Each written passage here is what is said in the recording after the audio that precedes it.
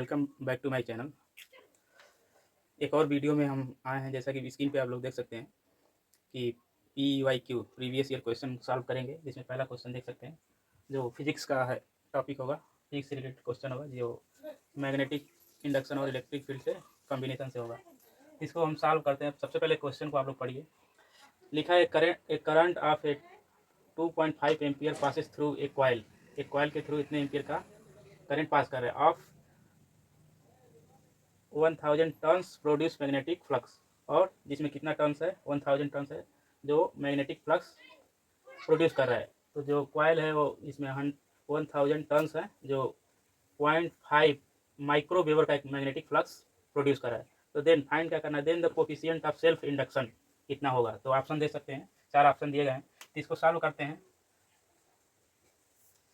तो सबसे पहले क्या क्या गिवन उसको राइट करते हैं। तो यहाँ करंट दिया है 2.5 एम्पियर, और कॉइल कॉइल कैसा होता है, ये कॉइल है। तो जिसमें एन कितना दिया है, नंबर ऑफ टर्न्स कितने फेरे हैं, 1000, ठीक। और क्या दिया है, तो एन दिया है टर्न्स,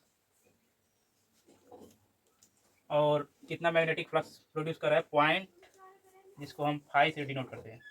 मैग्नेटिक फ्लक्स यहाँ लिख भी सकते हैं, मैग्नेटिक एम लिख सकते हैं या नहीं भी। तो फाई जनरली मैग्नेटिक फ्लक्स को डिनोट करता है। तो इसको लिख सकते हैं, कितना दिया है, 0.5 माइक्रो वेवर, जो इसका यूनिट होता है मैग्नेटिक फ्लक्स का, वेवर। इसको कन्वर्ट करेंगे। सबसे पहले माइक्रो दिया है, तो 1 माइक्रो इक्वल टू कितना होता है, 1 माइक्रो इक्वल टू 10⁻⁻6 मीटर। तो कितना होगा, 0.5 इंटू 10⁻⁻6 वेवर। तो इसको माइक्रो वेवर को हम लोग ने वेवर में कन्वर्ट कर दिया। तो क्या होगा, इस पॉइंट को यहाँ शिफ्ट कीजिए, तो 5 इंटू 10 यहाँ पावर इंक्रीज हो जाएगा, -7 वेवर। और हमें फाइंड क्या करना है, कोफिशिएंट ऑफ सेल्फ इंडक्शन, हमें यल फाइंड करना है। इस कॉइल का सेल्फ इंडक्शन कितना होगा, ठीक है, ये टर्म्स है, कॉइल ऐसे ही होता है। तो यल हमको फाइंड करना है। तो सबसे पहले मैग्नेटिक फ्लक्स इक्वल टू कितना होता है, एल आई, जहाँ एल क्या है मैग्नेटिक, जहाँ एल है सेल्फ इंडक्शन, आई है करंट, और हमें फ्लक्स निकालना है। और तो यहाँ तो ये सिंगल टर्म्स के लिए हो गया, लेकिन हमारा नंबर ऑफ टर्म्स कितना है, एन है। तो यहाँ हम एन से मल्टीप्लाई करेंगे, तो ये हमारा टोटल निकलेगा। अब बस इसी को यहाँ से हमको यल निकालना है। तो यल इक्वल टू कितना होगा, एन फाई अपॉन आई। अब इसी में वैल्यू पुट कर देंगे, सबका गिवन है। एन इक्वल टू 1000, फाई की वैल्यू हम लोग निकाल दिए, 5 इंटू 10⁻⁻7। और करंट की वैल्यू हमें गिवन है, ये आई है 2.5। इसी को सॉल्व करते हैं। तो इसको सॉल्व करते हैं। ये 3 जीरो है, तो 3 जीरो इसको माइनस पावर कम कर देगा, तो कितना हो जाएगा, 5 इंटू 10⁻, यहाँ -7 है, 3 पावर कम कर देगा, तो हो जाएगा -4, और अपान में 2.5। तो ये 2.5 हो रहा है, तो 2.5 से इसको सिंपल 2.5 दूना 5, इसको 2 बार में इसको डिवाइड कर सकते हैं। तो हमारा फाइनली आंसर आ गया कितना, हेनरी। इंडक्शन का यूनिट होता है हेनरी। तो ये हमारा आंसर हो गया। मिला सकते हैं कौन सा ऑप्शन होगा, ऑप्शन नंबर बी। तो सेकेंड क्वेश्चन देख सकते हैं। सेकेंड क्वेश्चन सॉल्व नहीं करना है, यूनिट पूछा है। क्या कर रहा है, SI unit of magnetic induction field. Magnetic induction, या इसी को कह सकते हैं मैग्नेटिक फ्लक्स डेंसिटी।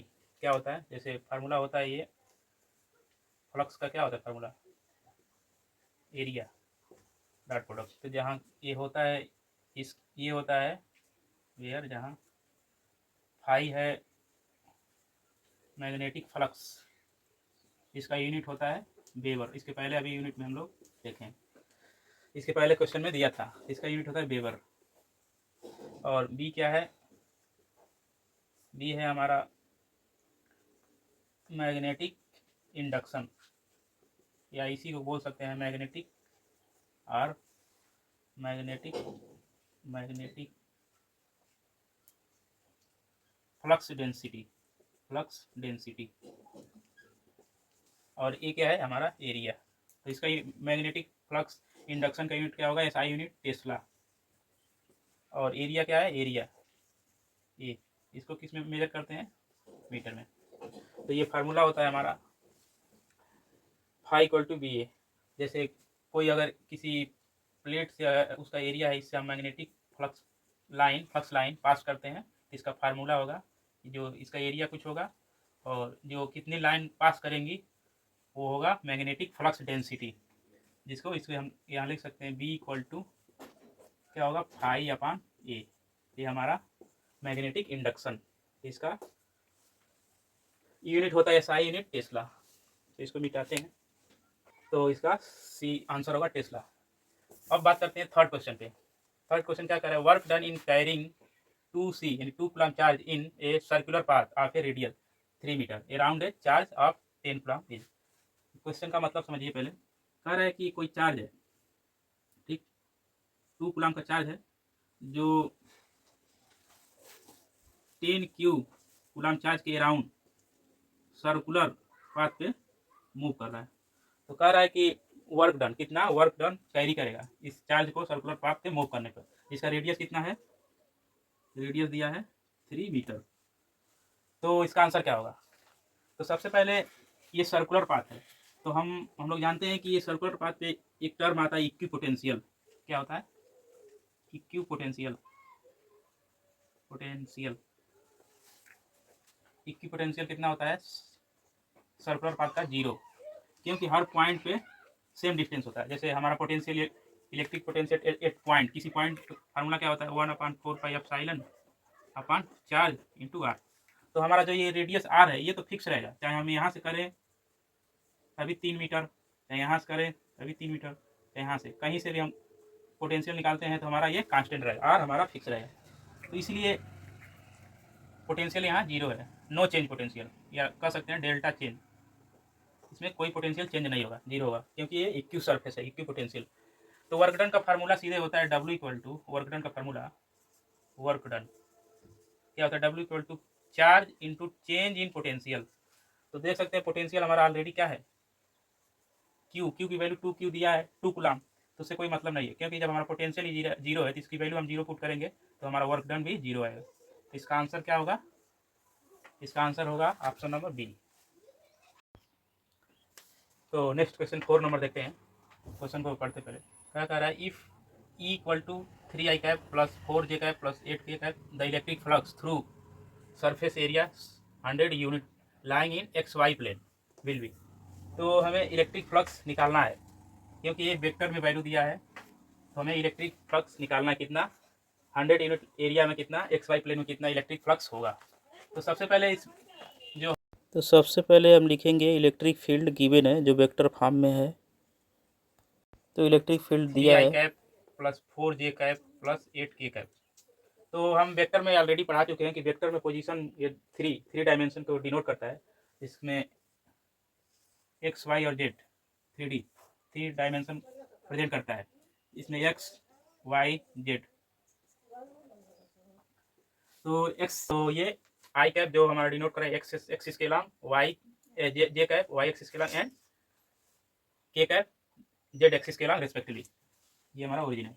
तो कह रहा है कि जो हमारा इलेक्ट्रिक फील्ड जो हमारा ये वेक्टर फॉर्म में दिया है तो कितना फ्लक्स होगा उसका हमें एक्चुअली वैल्यू निकालना है, जो 100 unit lying in XY plain area, जो इसका सरफेस एरिया है वो XY प्लेन, ये हमारा क्या है XY प्लेन 100 है। तो सबसे पहले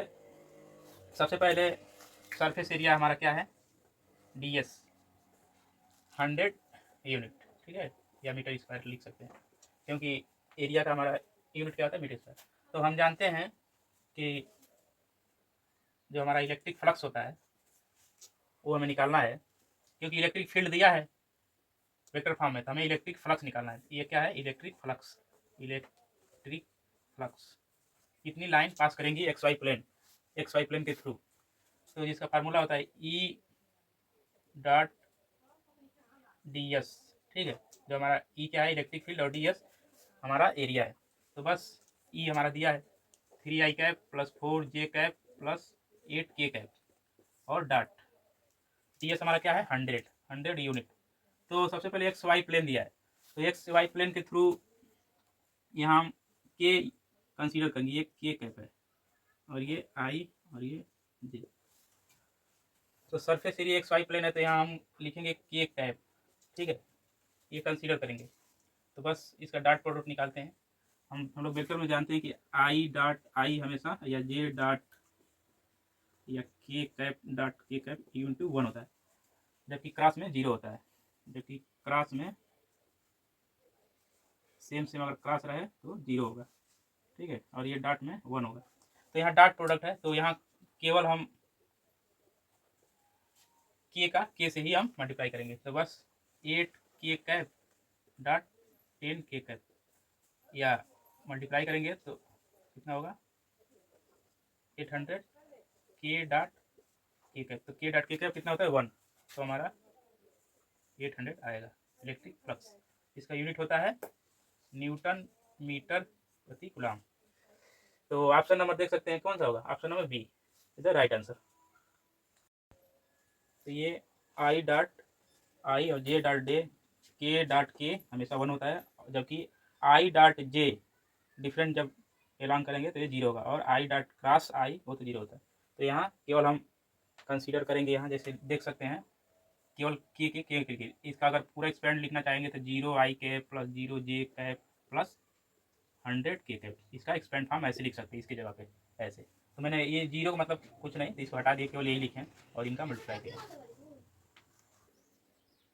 तो ये 5 नंबर क्वेश्चन देख सकते हैं क्या पूछ रहा है।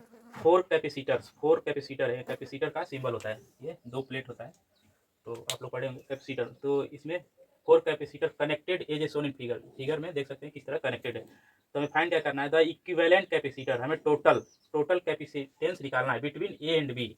यहाँ फिगर में छूट गया है, ए एंड बी के बीच का टोटल कैपेसिटेंस हमें निकालना है। ऑप्शन भी दिया है 9 microfarad, 6 microfarad, 12 microfarad and 3 microfarad. तो सबसे पहले फिगर को देखेंगे, तो ये सिमिलरली हम लोग पढ़ते हैं रेजिस्टेंस सीरीज और पैरेलल कॉम्बिनेशन, उसी का फार्मूला होता है, बस थोड़ा सा फार्मूले में डिफरेंस होता है। जैसे रेजिस्टेंस का हम जानते हैं, जब हम लोग रेजिस्टेंस वाला फार्मूला पढ़ते हैं,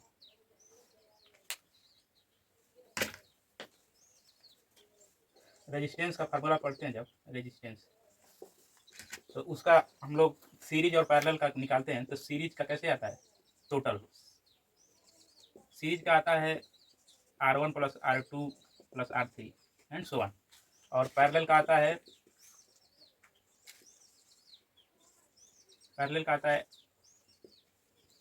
one upon R equal to R1 plus R2 plus R3 1 upon R3 ऐसे। तो जस्ट जब हम कैपेसिटर यहाँ लेते हैं तो कैपेसिटर में उल्टा हो जाता है। तो कैपेसिटर में हमारा टोटल सी जो होता है वो, अगर सीरीज का देखें, सीरीज का पहला ये सीरीज वाला, तो कैपेसिटर सीरीज का 1 अपन C1, 1 अपन C2 और 1 अपन C3 होता है। और वहीं पैरेलल में 1 अपन सी जो होता है टोटल, ये सी हमारा क्या डिपेंड करता है, टोटल, जहाँ उसमें टोटल आर करता है। जो रेजिस्टेंस का सिंबल ऐसे होता है प्रतिरोध, जबकि कैपेसिटेंस का सिंबल ये होता है। 2 प्लेट लाइन से हम डिनोट करते हैं, 2 पैरेलल लाइन से।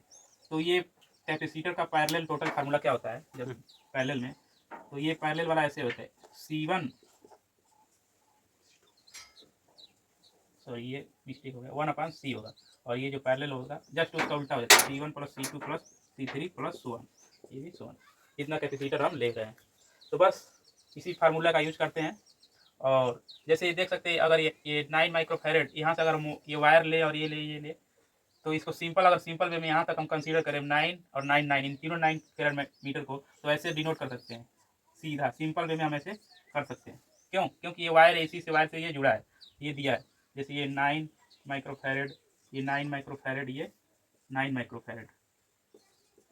तो ये किस में दिख रहा है, ये हमारा दिख रहा है सीरीज में। तो सीरीज वाला हमारा ये है। तो बस सीरीज का क्या होगा, इन तीनों को हम ऐड कर रहे हैं पहले, क्योंकि हमारे ये दिख रहा है ऐसे, वायर को हम सिंपल ऐसे कर दिए जो 9 माइक्रोफैरड वाला है। अभी इसको बाद में कंसीडर करेंगे। तो ये हमारा है सीरीज में। तो सीरीज वाला फार्मूला ये रहेगा 1 अपन C1, 1 अपन C2, 1 अपन C3 प्लस में। तो बस 9 है तो 1 अपन 9 प्लस 1 अपन 9 प्लस 1 अपन 9, तो ऐड करेंगे तो कितना होगा 3 अपन 9 टोटल, ठीक है, सी टोटल।